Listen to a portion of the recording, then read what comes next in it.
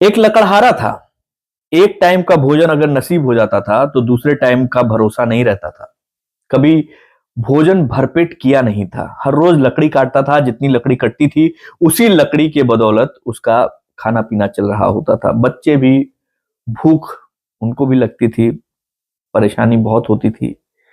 हर रोज का यही काम था, जंगल जाना, लकड़ी काटना, लाना, बेचना, जो मिले उसको जो है घर ले आना। एक बार जंगल जा रहा था। रास्ते में उसको एक अचानक से एक ऐसे संत मिले जिनको उन्होंने कभी उस लकड़हारे ने देखा नहीं था। वो उनके पास पहुंच गया और बड़ा उम्मीद से उनसे बोलने लगा, महाराज आपकी तो भगवान से बात होती रहती है ना, एक बार बोल दीजिए कि भरपेट भोजन करा दे बस। उसने कहा, संत ने कहा, चलो भगवान से मैं प्रार्थना करूंगा, जाओ लकड़ी काट के ले आओ।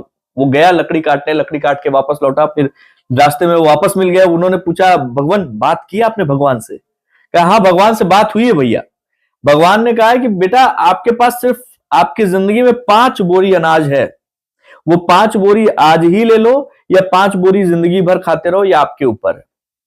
लकड़हारा सोचा कि चलो भगवान, आप उनसे कह के 5 बोरी अनाज हमको आज ही दिलवा दो। मैं एक दिन भरपूर भोजन करना चाहता हूं। अपने बच्चों को भोजन करने के बाद मुस्कुराते देखना चाहता हूं। बस मेरी ये इच्छा पूरी कर दो, आज ही दिलवा दो।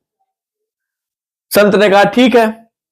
लकड़हारा अपने घर पहुंचा। जब घर पहुंचा तो देखता है कि 5 बोरी अनाज रखा हुआ था।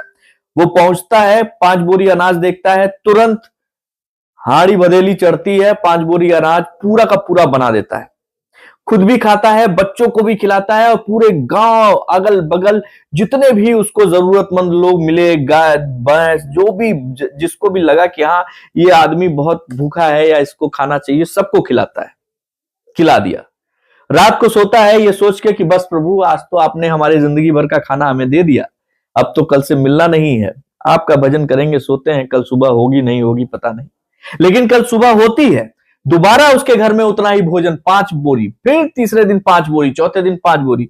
एक दिन संत मिल गए दोबारा। उन्होंने पूछा, भैया हमारे घर रोज 5 बोरी। कहा, आपकी 5 बोरी तो खत्म हो गई लकड़हारे भैया।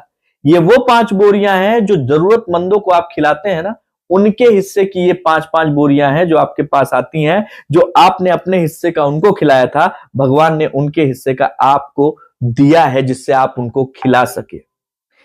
मॉरल ऑफ द स्टोरी यह है कि जब आप दूसरों के सुख के बारे में सोचते हैं, आपका सुख अपरंपार बढ़ता है और भगवान खुद आपके सुख के बारे में सोचते हैं। महादेव।